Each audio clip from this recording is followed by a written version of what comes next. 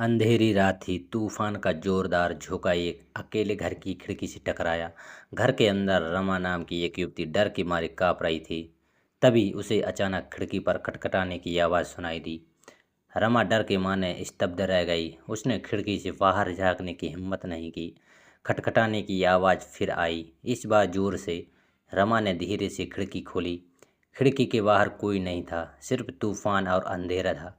रमा को राहत मिली, लेकिन तभी उसे खिड़की के पास जमीन पर एक छोटी सी गुड़िया दिखाई दी। गुड़िया का चेहरा डरावना था और उसकी आंख रमा को घूर रही थी। रमा डर के मारे चीख पड़ी और खिड़की बंद कर दी। उसने गुड़िया को उठाकर फेंक दिया, लेकिन गुड़िया वापस खिड़की के पास आ गई। रमा ने गुड़िया को तोड़ने की कोशिश की, लेकिन गुड़िया टूट नहीं रही थी। रमा अब पूरी तरह से डर गई थी। उसने अपने माता-पिता को फ़ोन किया, लेकिन उनका फ़ोन नहीं लग रहा था। तभी उसे घर के अंदर से अजीबो-गरीब आवाज़ें सुनाई देने लगीं। रमा डर के मारे काँप रही थी। वह नहीं जानती थी कि क्या करना है। तभी उसे खिड़की पर फिर से खटखटाने की आवाज़ सुनाई दी।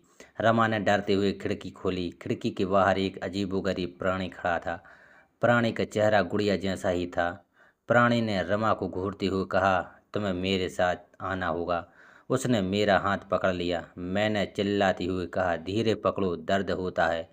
इसके बाद तो मैं बेहोश हो गई। जब वह उठी तो वह अपने बिस्तर पर थी। खिड़की खुली थी और गुड़िया गायब थी। रमा को नहीं पता था कि क्या सच था और क्या सपना, लेकिन रमा को पता था कि वह अब कभी भी अकेली नहीं होगी। रमा को होश आने के बाद भी डर का माहौल उसके आसपास था। खिड़की खुली थी और गुड़िया गायब थी। रमा को नहीं पता था कि क्या सच था और क्या सपना। उसने अपने माता पिता को घटना के बारे में बताया, लेकिन उन्होंने उसकी बातों पर विश्वास नहीं किया।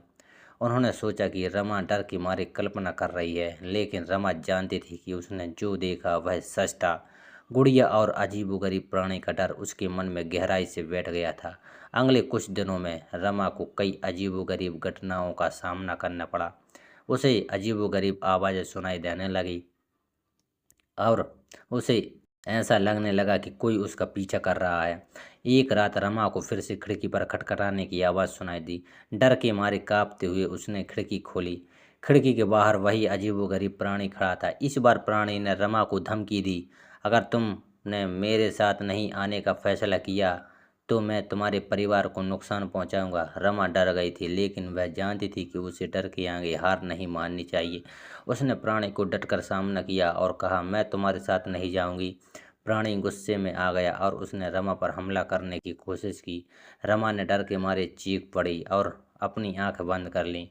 जब उसने अपनी आंखें खोली तो प्राणी गायब था। रमा को नहीं पता था कि क्या हुआ था, लेकिन उसे राहत मिली थी। उस दिन के बाद रमा को कभी भी अजीबोगरीब प्राणी या गुड़िया नहीं दिखी, लेकिन डर का एहसास उसके मन में हमेशा के लिए रह गया। रमा ने यह सीख ली थी कि डर का सामना करना ही डर से बचने का एकमात्र तरीका है। दोस्तों, कहानी कैसी लगी कमेंट बॉक्स में ज़रूर बताएं और हाँ, शेयर और लाइक करना ना भूलें। धन्यवाद।